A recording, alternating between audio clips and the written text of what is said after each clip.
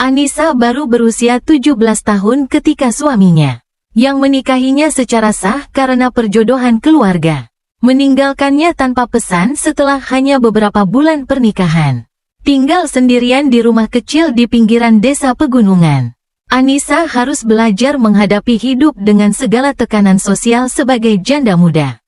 Dikelilingi bisik-bisik warga, rasa kehilangan, dan pertanyaan tentang harga dirinya, Anissa perlahan menemukan kekuatan dari dalam dirinya. Suatu hari, ia bertemu dengan seorang guru muda dari kota yang mengajar di sekolah desa. Hubungan mereka yang awalnya penuh rasa hormat dan perbedaan perlahan berkembang menjadi percakapan yang saling menyembuhkan. Cerita ini fokus pada pertumbuhan emosional, pencarian jati diri, dan bagaimana cinta bisa muncul dalam bentuk yang tak terduga. Anissa baru menginjak usia 17 ketika hidup memaksanya menjadi dewasa lebih cepat dari yang seharusnya. Ia dinikahkan muda dengan Farhan, laki-laki pilihan keluarganya, yang lebih tua 10 tahun. Tenang, dan tampak bertanggung jawab. Namun, hanya 3 bulan setelah pernikahan, Farhan pergi dengan alasan mencari pekerjaan ke kota dan tak pernah kembali. Tak ada kabar, tak ada surat. Hanya keheningan yang menggantung di udara rumah kayu kecil mereka di lereng bukit.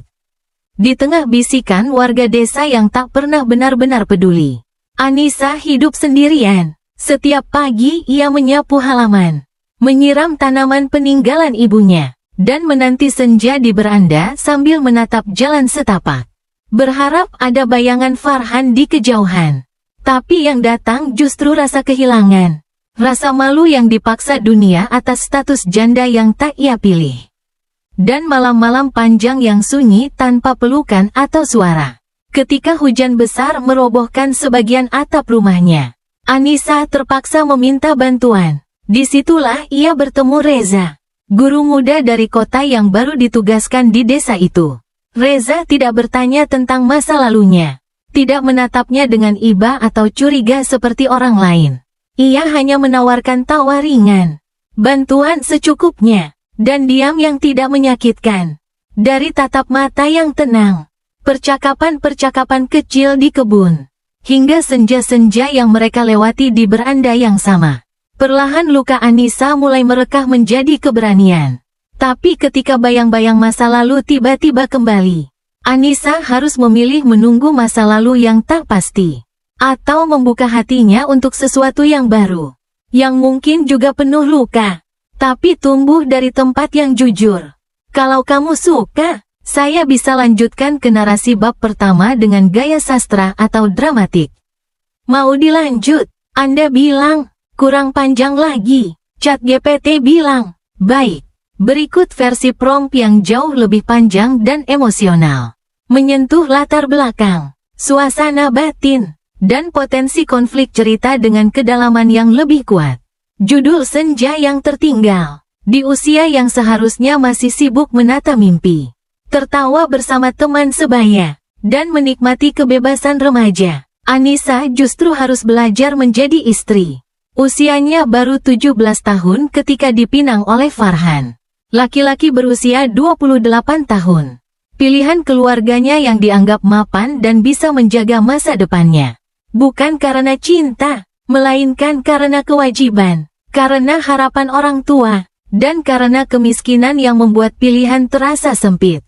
Farhan adalah pria tenang, pendiam, dan sopan. Di awal pernikahan, Anissa mencoba menyesuaikan diri, belajar masak, merapikan rumah, dan menjadi perempuan yang patut menurut standar desa kecil tempat ia dibesarkan.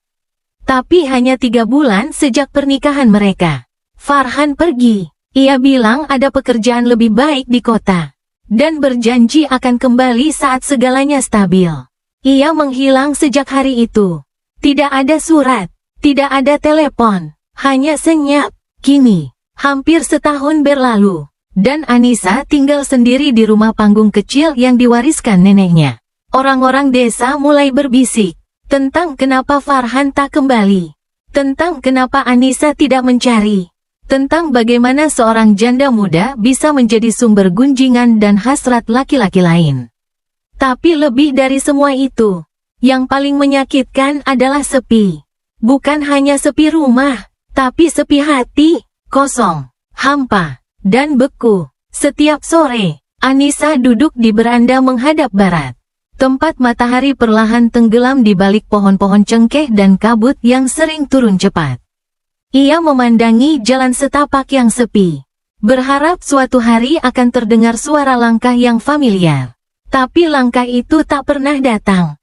Hingga suatu hari, saat badai besar melanda desa dan sebagian atap rumahnya roboh, Anissa terpaksa meminta bantuan dari kepala dusun.